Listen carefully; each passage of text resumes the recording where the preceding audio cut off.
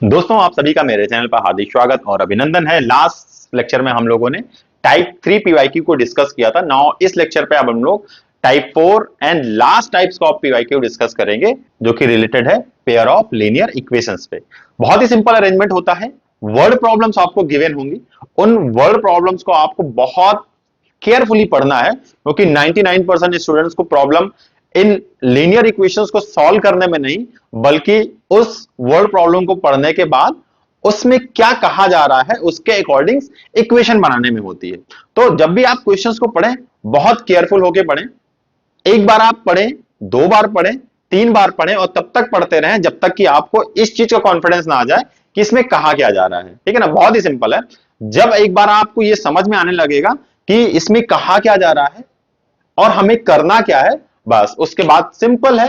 दो linear equations आपको मिलेंगी, उसमें दो वेरिएबल्स होंगे, उन्हें आपको सॉल्व करना है और रिजल्ट आपके सामने होगा। करेक्ट। तो सबसे सिंपल मेथड है कि आप ऐसी प्रॉब्लम्स को कई बार सॉल्व करिए, खुद से सॉल्व करने की कोशिश करिए। मैं आपको बस ये बता दूंगा कि भैया देखो, इस तरह की प्रॉब्लम्स आती हैं आपके बोर्ड एग्जाम में। चाहूं तो मैं सारी की सारी प्रॉब्लम्स बता दूं आपको, बट उससे आपका कोई भला नहीं होने वाला है, आपको उससे कुछ भी हासिल नहीं होगा तब तक जब तक कि आप ऐसी प्रॉब्लम्स को खुद से सॉल्व नहीं करेंगे। ठीक है ना। तो चलिए मैं इस पहली प्रॉब्लम को लेता हूं, जो ये है आपके सामने। इसे आप ध्यान से पढ़िए। एक सिंपल सा अरेंजमेंट गिवन है। अक्सर आप लोगों के साथ भी ये होता होगा कि आप बैंक गए और आपको 2000 रुपए वहां पे निकालने थे। कैशियर साहब ने आपको कुछ नोट्स दी और नोट्स का अरेंजमेंट कुछ ऐसा था, उन्होंने ये कहा कि भैया जो आपको मैं रुपए दे रहा हूं वो 50 के नोट है मेरे पास और 100 के नोट हैं, वो मैं आपको दूंगा और उनको मिलाकर 2000 रुपए बन जाएंगे आपके।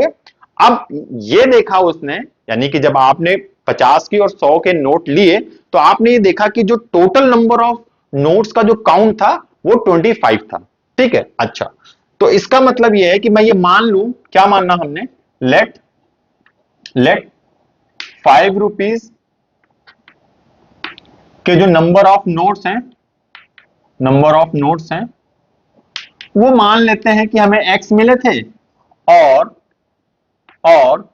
100 रुपीज के जो नंबर ऑफ नोट्स थे वो हमें वाई रिसीव हुए थे। ठीक है ना, ये हम मान लेते हैं क्योंकि हमें फाइनली यही फाइंड आउट करना है।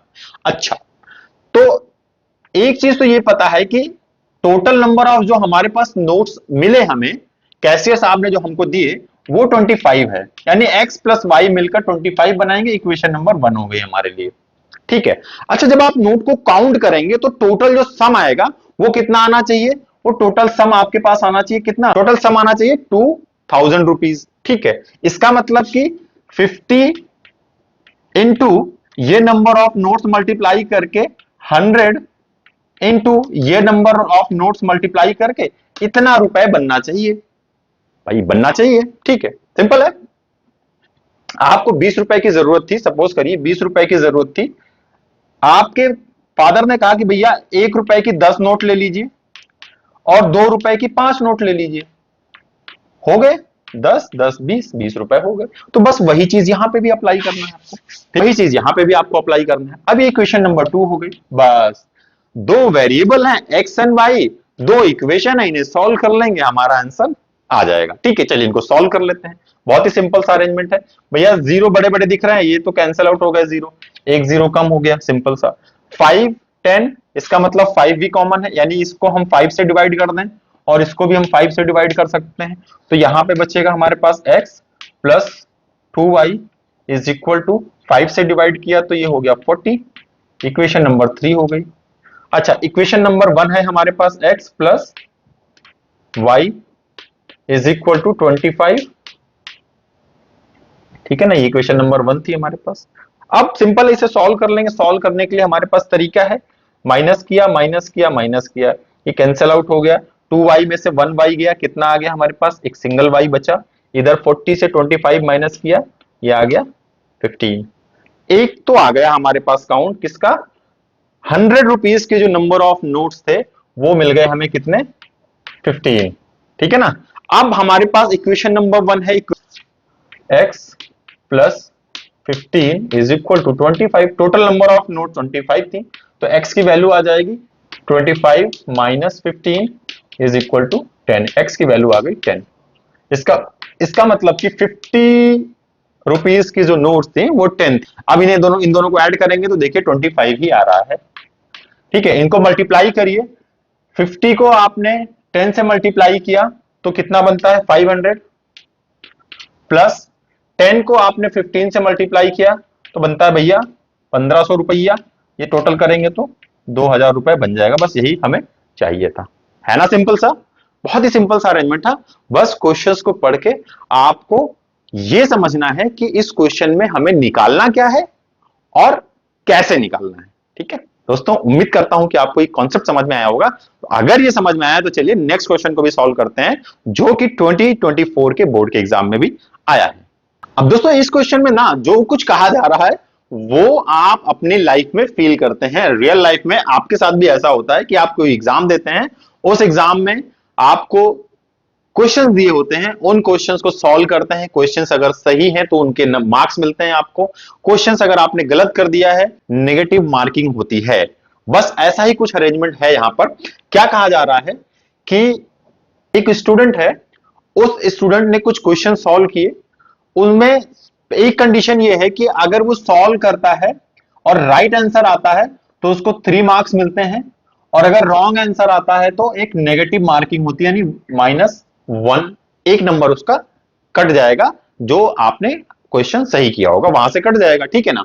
अच्छा, तो इस केस में टोटल जब उसके मार्क्स देखे गए, टोटल मार्क्स देखे गए तो 40 आते हैं जब इस सिचुएशन में वो काम करता है, यानी इस सिचुएशन में जब वो क्वेश्चन पेपर को सॉल्व करता है। ठीक है, दूसरी सिचुएशन क्या कही गई? अगर वो क्वेश्चन को सॉल्व करता है और क्वेश्चन का आंसर करेक्ट है तो उसे 4 मार्क्स मिलेंगे, और अगर आंसर गलत हो गया, रॉन्ग आंसर आता है, तो उस मार्क्स में से 2 नंबर कम हो जाएंगे। ठीक है, अब 2 नंबर कम होने का मतलब हमें अब नेगेटिव में लेकर चलना पड़ेगा। यही वो चीजें हैं जो आपको क्वेश्चंस को पढ़ते वक्त ध्यान रखनी है, और ध्यान इस तरीके से रखनी है कि अगर आपको यह लग रहा है कि यहां पे कुछ कम हो रहा है तो आपको नेगेटिव लेके चलना है, कुछ ऐड हो रहा है, कुछ एड ऑन हो रहा है तो हमें पॉजिटिव साइन के साथ लेके चलना है अपने आप। अब क्वेश्चन में सिंपल है कि अगर आपने आंसर को करेक्ट किया है तो आपको +3 मार्क्स मिलेंगे, और अगर आपने क्वेश्चन गलत कर दिया तो 1 मार्क आपके डिडक्ट हो जाएंगे, यानी कि नेगेटिव साइन के साथ हमें उसको लेना है।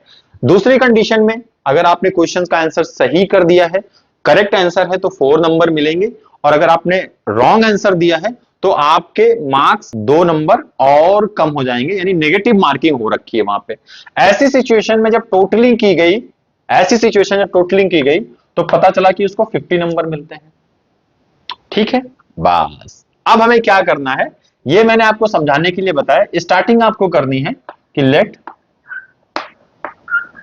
नंबर ऑफ करेक्ट आंसर क्या है, x है, और नंबर ऑफ रॉन्ग आंसर कितने हैं, y है। ठीक है, इसी के अकॉर्डिंग यहां पे मार्क्स का डिस्ट्रीब्यूशन हुआ होगा, और वही हमसे वो पूछ रहा है कि बताइए कि उसने टोटल कितने क्वेश्चन सॉल्व किए हैं। बस, यानी x की वैल्यू निकाल लेंगे, y की निकाल लेंगे, इनको ऐड कर देंगे। बस यहां पे हमें x लिख देना है, और यहां पे हमें y लिख देना है, यहां पे हमें x लिख देना है, यहां पे हमें y लिख देना है। ठीक है ना? क्यों? अगर x क्वेश्चंस उसने सही किए हैं और y क्वेश्चंस गलत किए हैं, इस अरेंजमेंट के अकॉर्डिंग उसके 50 मार्क्स आते हैं। x क्वेश्चन उसने सही किए हैं और y क्वेश्चन उसने गलत किए हैं, तो इस पूरे अरेंजमेंट करने पर हमें ये 40 मार्क्स मिलते हैं। यानी कि हमारे पास अब ये 2 इक्वेशन आ गई, इक्वेशन नंबर 1, इक्वेशन नंबर 2, इन्हें हमें कर लेना है सॉल्व। ठीक है ना? यानी कि अब फाइनल इक्वेशन हमारे पास जो बन रही है वो क्या है, 3x minus y is equal to 40। अच्छा, दूसरी इक्वेशन क्या बन रही, 4x minus 2y is equal to 50। Correct? ठीक है, अब हमने क्या करना है, इन इक्वेशंस को बैलेंस करके हमें सॉल्व कर लेना है। इसका मतलब यहां पर 2 है तो पहले 2 से मल्टीप्लाई कर देंगे। इस पूरी इक्वेशन को 2 से मल्टीप्लाई किया तो इसे भी 2 से मल्टीप्लाई करना पड़ेगा। ठीक है, जैसे आप इसे मल्टीप्लाई करेंगे आपके पास आ जाएगा 6x minus 2y is equal to 80। ये इक्वेशन नंबर 3 हो जाएगी। इक्वेशन नंबर 3 से इक्वेशन नंबर 2 को आप माइनस करेंगे, यानी equation number 3 minus equation number 2। जैसे आप ऐसा करेंगे आपको क्या मिलेगा, ये 2 से ये माइनस हो जाएगा, ये प्लस हो जाएगा, ये माइनस हो जाएगा। इसका मतलब इस माइनस 2y से ये प्लस 2y कैंसिल आउट हो जाएगा। 6x में से 4x कैंसिल गया, कितने बचते हैं आपके पास, 2x is equal to 80 minus 50 यानी 30 आ गया। x की वैल्यू आ जाएगी कितनी, 15। तो x की वैल्यू तो आ गई, ठीक है ना। अब किसी भी एक इक्वेशन में आप x की वैल्यू पुट कर देंगे, आपको y की वैल्यू मिल जाएगी। तो चलिए इक्वेशन नंबर 1 में हम इस x की वैल्यू पुट कर देते हैं। तो क्या लिखना है हमको, put x is equal to कितना है भैया, 15 इन इक्वेशन नंबर 1। ठीक है, x की वैल्यू हम इक्वेशन नंबर 1 में रख देंगे। ये है इक्वेशन नंबर 1 हमारे पास, क्या थी, 3x minus y is equal to 40 थी। इसकी वैल्यू पुट कर देंगे तो 3 times 15 minus y is equal to 40, ठीक है ना। यहां से y की वैल्यू आ जाएगी कितना, 45 माइनस 40 दैट इज 5। तो y की वैल्यू कितनी आ गई हमारे पास, 5 आ गई। x की वैल्यू कितनी आई, 15, y की वैल्यू कितनी आई, 5। इसका मतलब कि टोटल हमसे पूछ रहा है ना, x की वैल्यू कितनी आई 15, y की वैल्यू कितनी आई 5, ये हमने लिख दिया। ये टोटल नंबर ऑफ क्वेश्चंस हैं जिसमें उसने करेक्ट आंसर दिए हैं कितने, 15, और रॉन्ग आंसर दिए हैं कितने, 5। जब इन दोनों को आप ऐड करेंगे तो x प्लस वाई करेंगे तो कितना हो जाएगा, ये 15 प्लस 5 दैट इज 20।